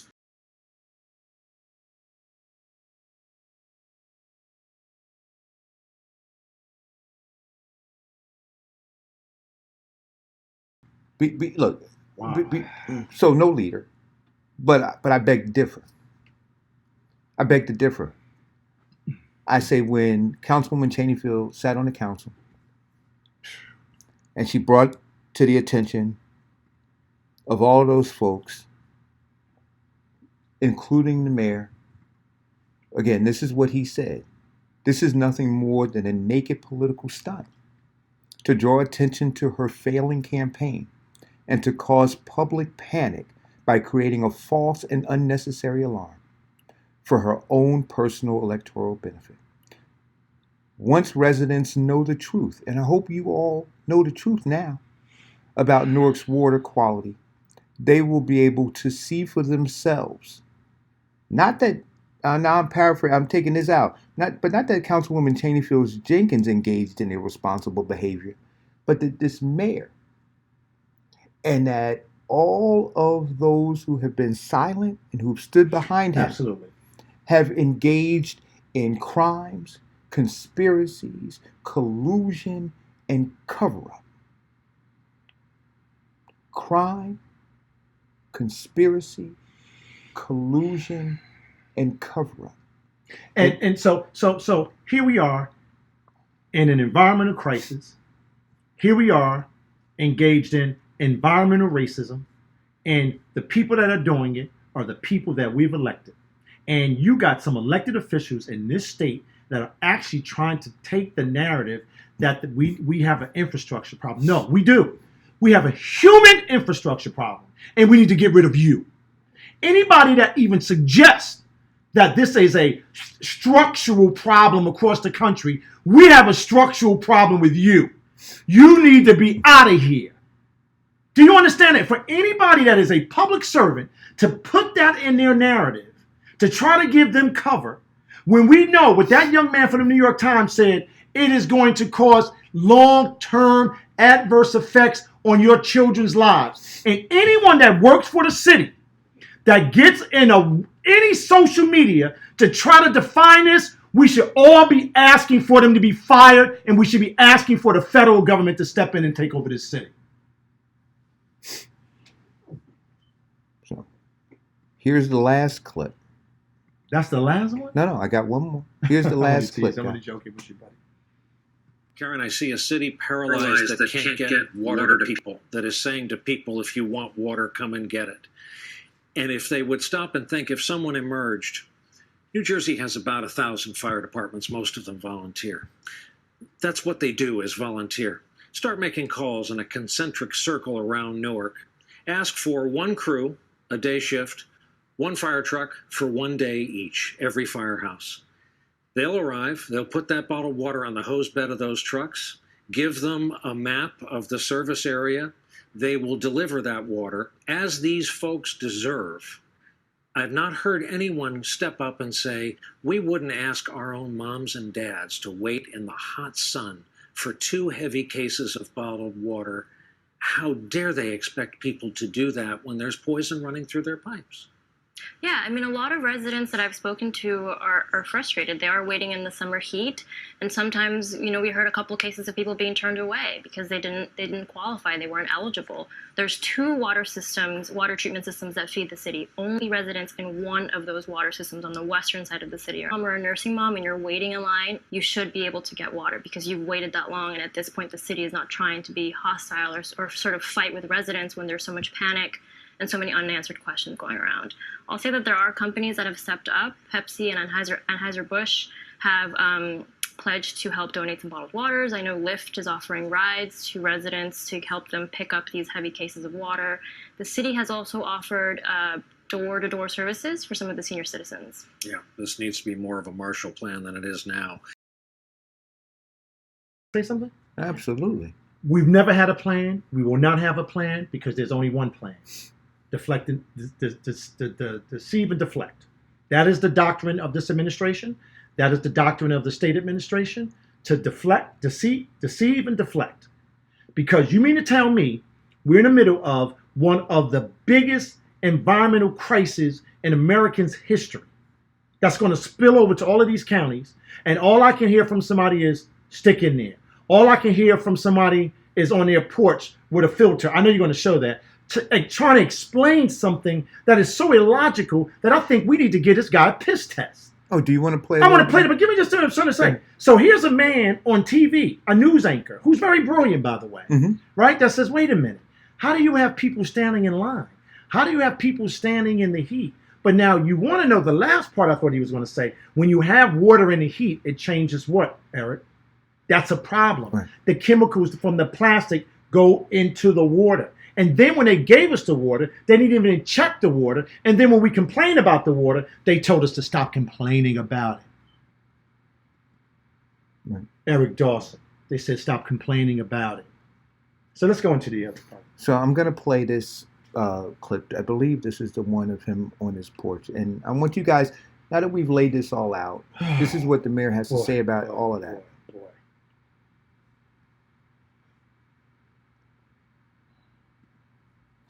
So first, we in front of my house. Like I live here on Shear Avenue in the Weequahic section in the city of Newark, and this is my water filter that I use, pure water filter that I use in my household that I've been using for at least a year since we first received these filters, because I have one of those snake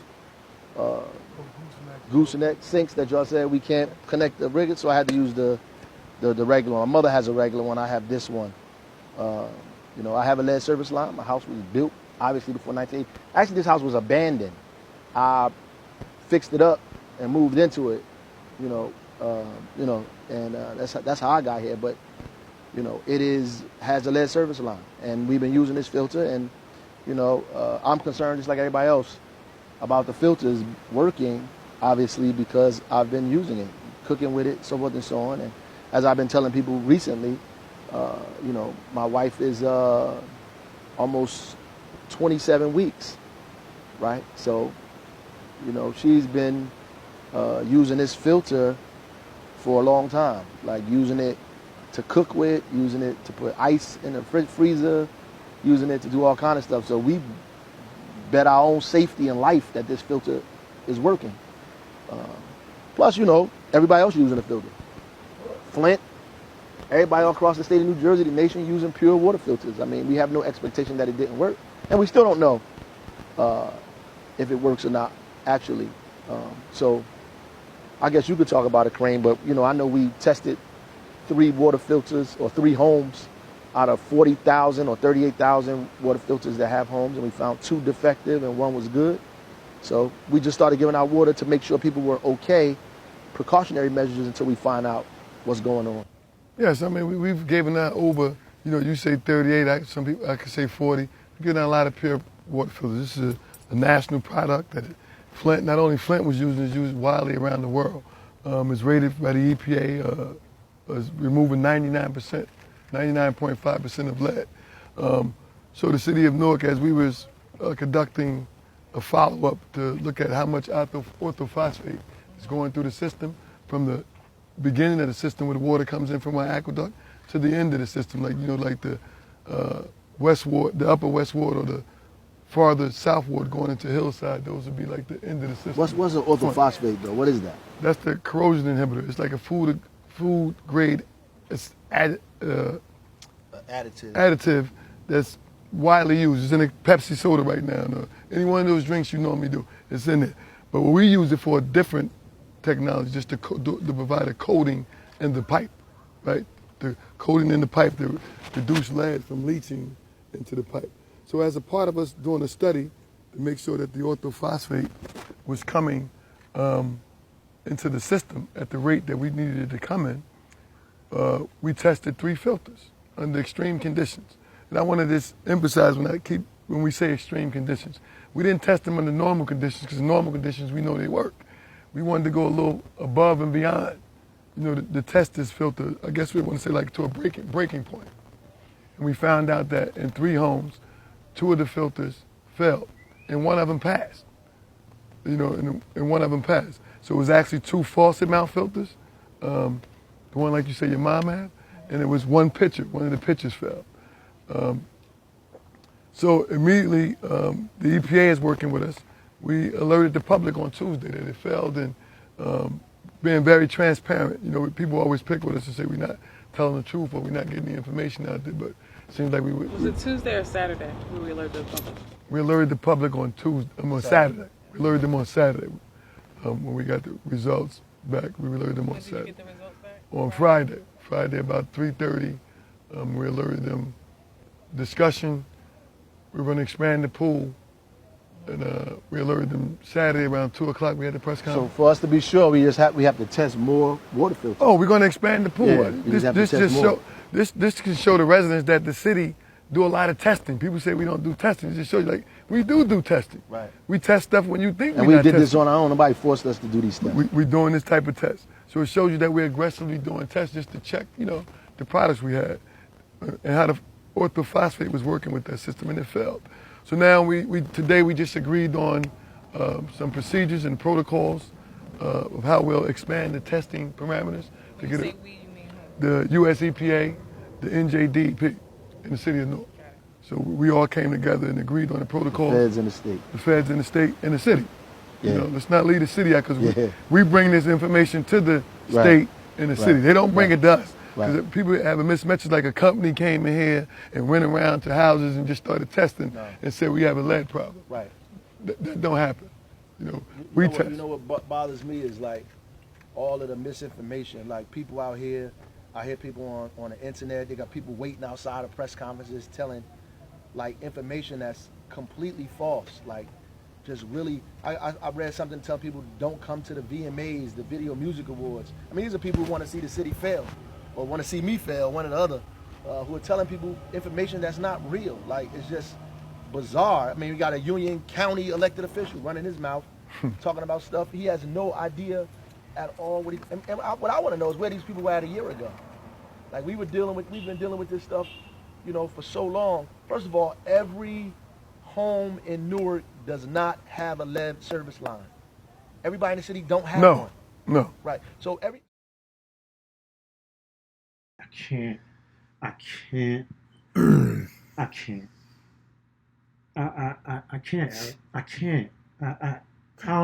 don't even know what to say. Wait a minute. That was about $500,000, maybe more on the steps. Folks, we got a problem. Did you hear the man just lie again? Did you hear? I don't even know what to say. Did you see that interaction between them? Collusion. That is what. No, that is cover up, conspiracy. Conspiracy to. But did you see that interaction? That is the guy. That is the mayor of the 3rd largest, oldest city in America. That is the guy that is the mayor of the largest city in America. That is the guy that just took a raise for himself and retro for himself and fed his whole family. That is the guy that we have put our lives in his hands. And that's the guy who's being defended. And he actually lied, but he said, this guy lied again. Wait, Eric, did you just see what I just saw? Now, this is the first time, I got to be honest. It was sent to me last night, but I can't listen to him because I think he's demonic. This guy lied again. And then he's so sick. He even attacked the young man, the assemblyman, that was coming to help us. Yeah. This is a sick individual. He even got his paid employees trying to now act as structural engineers and talk about it. So I want you to understand, we have no engineer. Wait a minute. So, did you just see that? Did you just see what I just saw? Now, I got to be honest, it was the first time I saw it because, you know how I feel. You always have to force me to look at this stuff because I can't do it. But he lied from the moment he opened up his life. But let me tell you what he did was even worse than that. He had the audacity to include his family in his lie. His pregnant wife, his mother, in my house. What?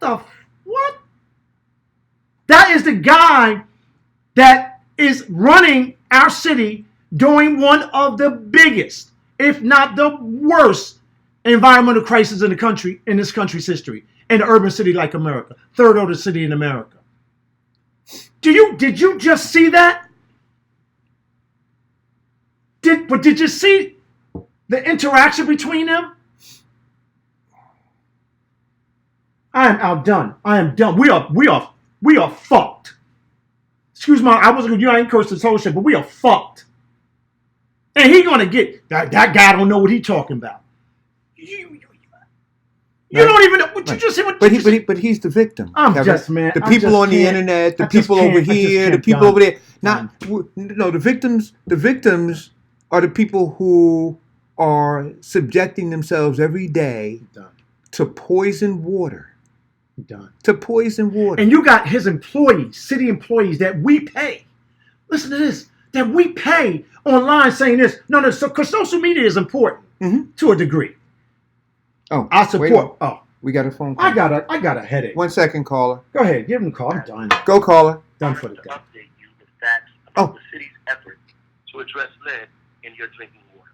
On August 9th, the city conducted testing and found that water filters in 2 homes What is that? may not be removing lead. This is a live robocall. It is important to test filters in more than 2 homes to figure out what actually caused this problem and to see if other homes are actually experiencing similar problems. While the tests are taking place, we are distributing bottled water to all affected residents in the Pequannock service area, free of charge. To protect families that might be affected by lead, the city, with the help of volunteers and community groups, have distributed more than 38,000 water filters and more than 31,000 replacement cartridges to impacted homeowners, free of charge. We have also installed a new corrosion control system that experts expect will reduce lead levels by the end of the year. To fully eradicate this problem, we also created a program to replace all the lead service lines. The service lines are owned by property owners, not the city, and the cost of replacing each one is anywhere between $5,000 and $10,000. But owners will not need to pay more than $1,000 payable over a year. The state has partnered with us to subsidize the rest to reduce the burden on our residents. To find out if your home is one of those affected, please visit www.newarkleadserviceline.com or call 973-733-6303. To request a free inspection of your service line, have your water tested. Again, please visit www.newarkleadserviceline.com or call 973-733-6303. If you would like to have your child tested for lead, call 973-733-5310, available 24/7. Lastly, if your home is affected, you can pick up free bottled water at locations near you. For a complete listing of distribution sites and hours of operation, please visit the city's website at newarknj.gov or our social media pages, or call 973-733-6303. The true measure of a community is how people come together in a time of difficulty and uncertainty. The people of Newark have proven that we've come together in a difficult time to unite, not out of hate, but out of love. It is important for us to be patient and vigilant. We thank you for your continued cooperation. We will keep you updated as more information becomes available to us.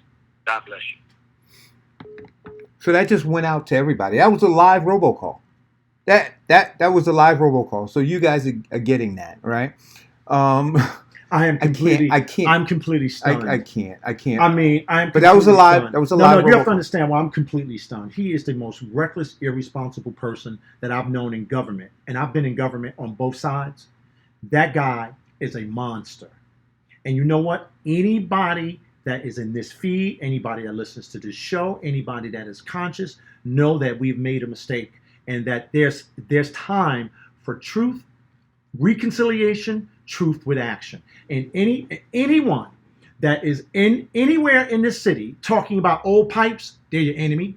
Anybody that's trying to tell you that it was not his fault is your enemy. I'm talking about some of your family members. Anybody that tells you that your property is over, they're your enemy, that your property is all right, that you're an enemy.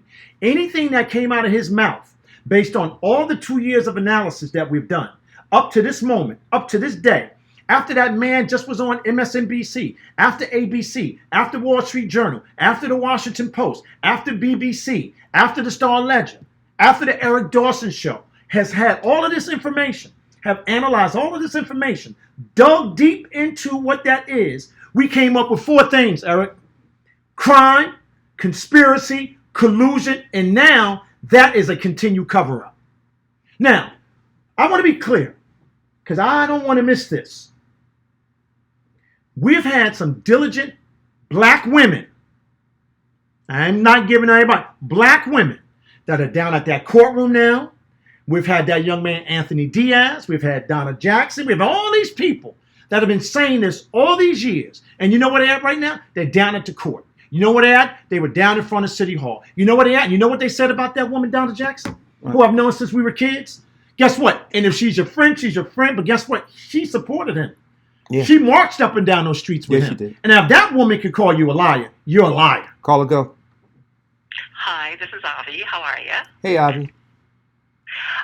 Quick question. Is the mayor going to continue giving bottled water for free forever?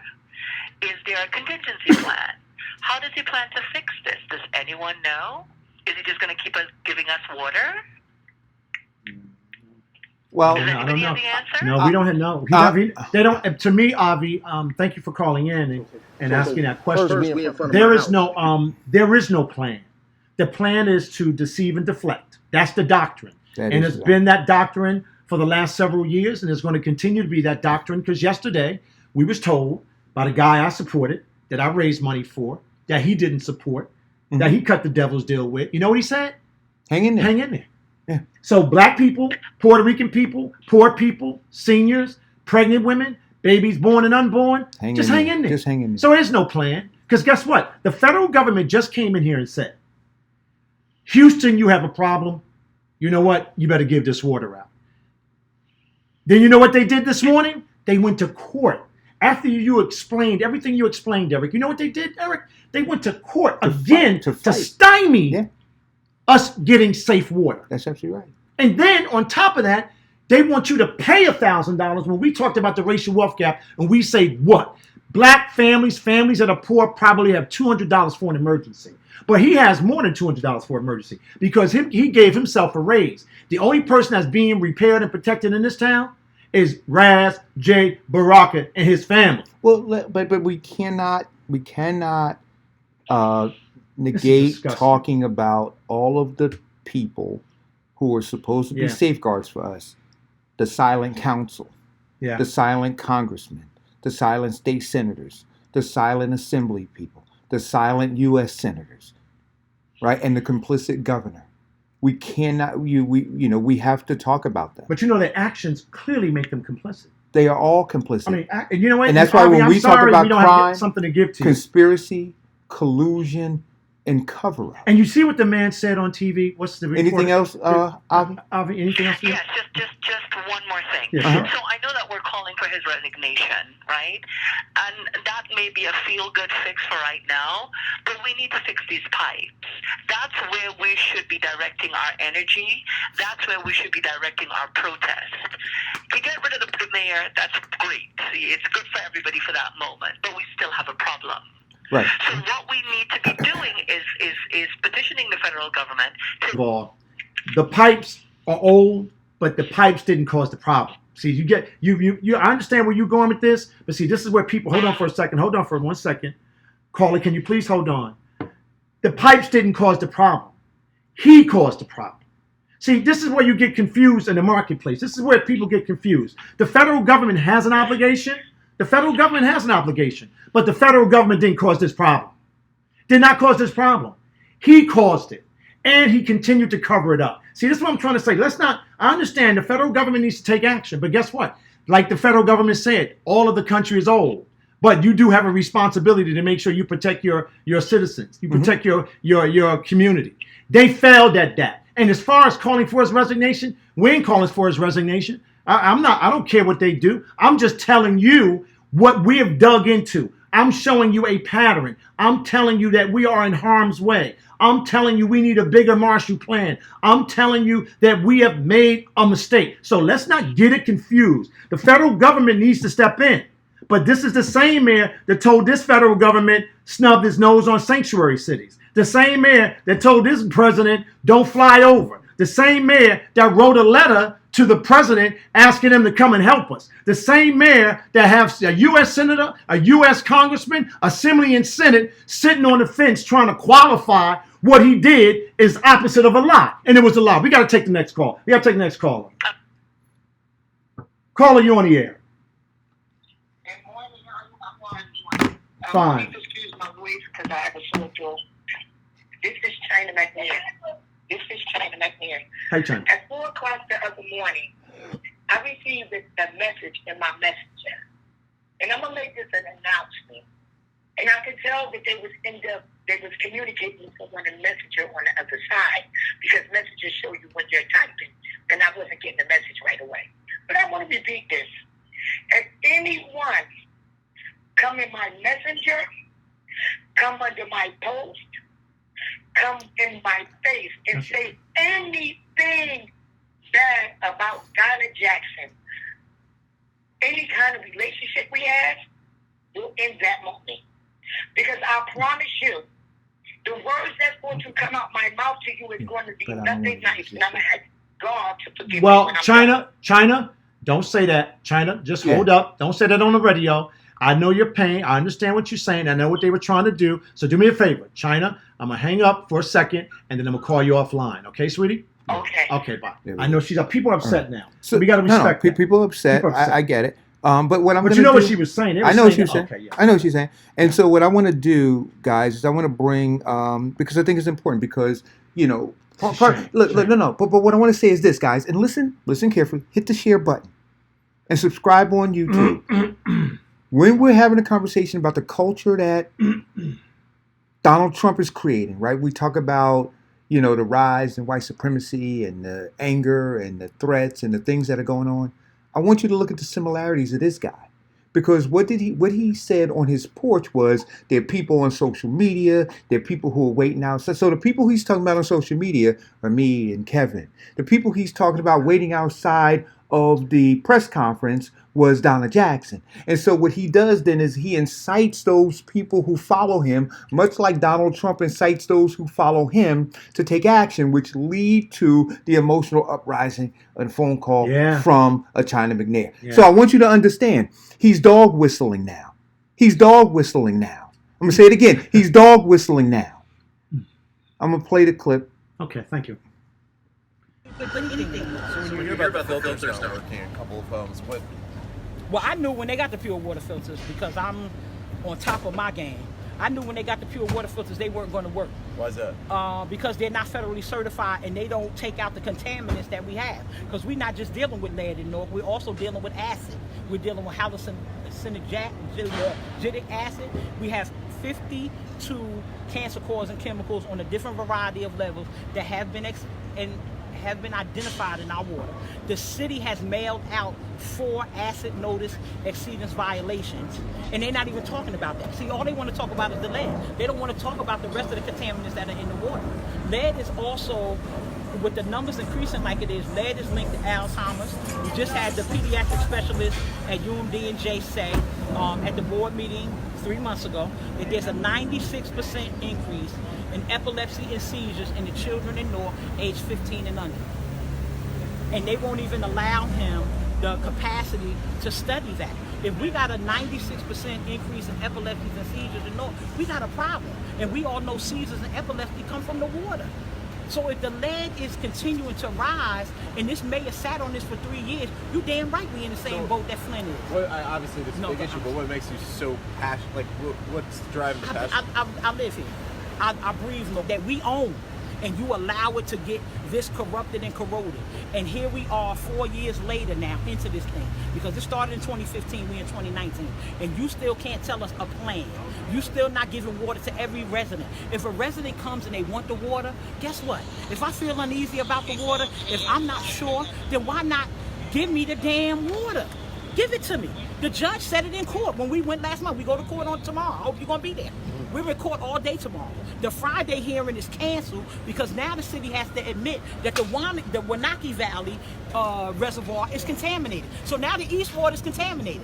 This whole time, 2 years, this man has stood and lied to us over and over again. The governor, with his lying behind, stood up and just said, oh, I drink North water, it's fine. It's not. So now you're standing here today after y'all done lied to us for 2 years, and now you're telling us we got a problem with the water. What's happening in court tomorrow? In court tomorrow, they are going to come up with a remedy because they're court ordered to give out water. They're not court ordered to continue to give these filters out. So I don't know why the governor's standing here today and people are walking in here now and they're still giving out the filters that the feds just said stop the filters because they're inaccurate. They just tested 3% of the houses that have the filters on them and the lead is still high. So they said the filter not working, so why do you have it? So you know what they telling people today that's getting the filter? Well, at least it's going to take some of the lead out. What? Who the hell y'all saying that to? So they have no respect for the community. They have no respect for the families that are here. When the Fed said don't drink the water, the mayor turned right back around after they finished that statement and he said, okay, children under 6 don't drink the water and pregnant women. He didn't even say the elders. So the people in this town have been lied to for 2 years. And when you come with documentation and you come with proof and you have to go behind elected officials who are lying to us, it's hard to get people to understand.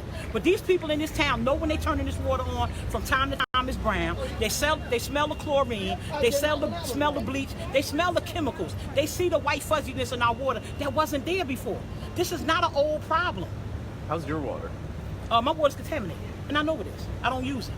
But hasn't been officially said, as in... Well, I got the test results, stay home. I don't worry about me. I don't give a damn about me. Donna's going to be all right. Yeah. The bottom line is the average household in this city, our seniors are not being he's not even delivering water to the elders. Lead poisoning, it leads to Alzheimer's. It contributes to it. How do you tell the elders in this town they're not going to get no water? How you got elders standing in line to get, to get... Now, Eric, let me tell you what they said about this woman. They said she was crazy. Now they say she's taking money. You talking about the Trump thing? Mm-hmm. She's taking money.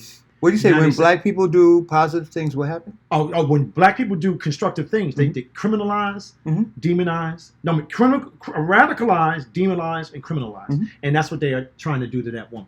Never mind where in the room. Now, I am a black man. I'm a professional black man, and you are too. I'm not a goddamn troll.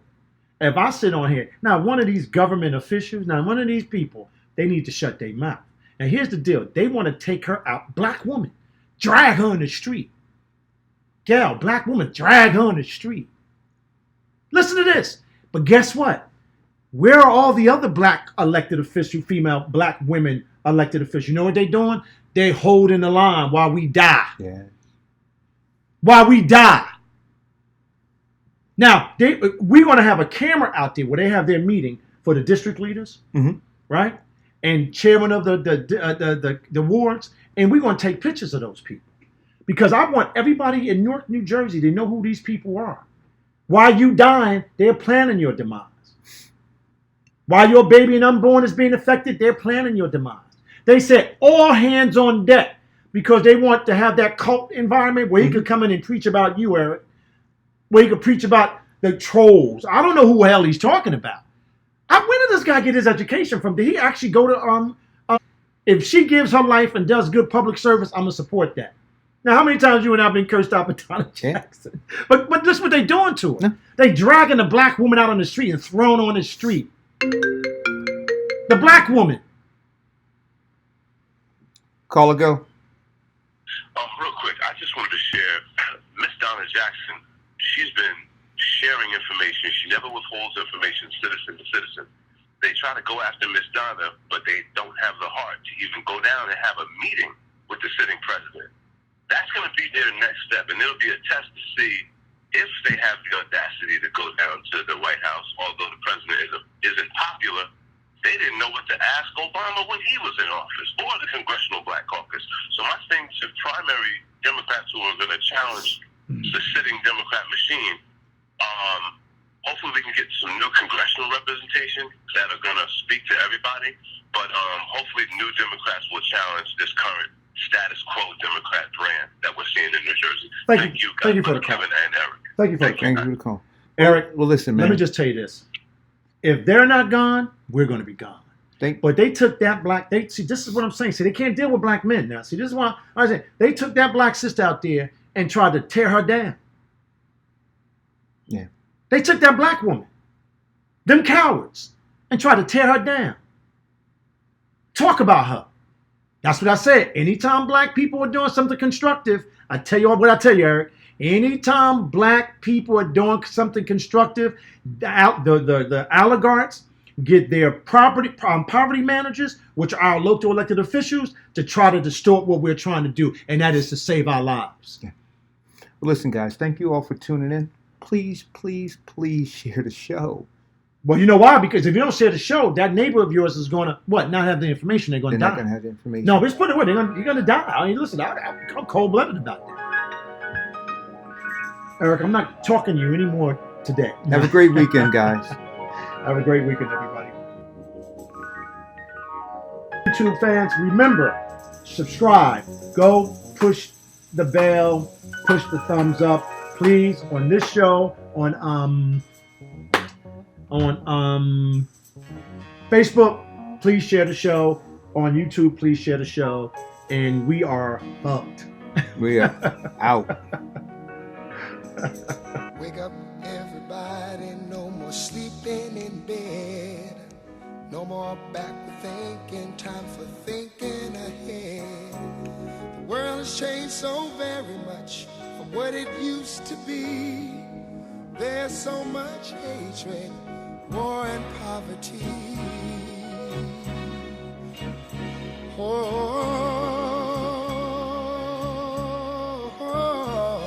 Wake up all the teachers, time to teach a new way. Maybe then they'll listen to what you have to say. They're the ones who's coming up, and the world is in their hands. If we just let it be, na na na na na na na, the world won't get no better. We gotta change it, girl, just you and me. Thanks for listening to the Eric Dawson Radio Show. Now that you've received this dose of thought-provoking information, why not put it to good use? Spread the word and turn your knowledge into action. That's always helpful. Folks become more informed, and hopefully through the discussion, we can engage them, and then through the information, they can be empowered to make a change in the community. Tune in regularly for more food for thought. This has been the Eric Dawson Radio Show on RTH 2000.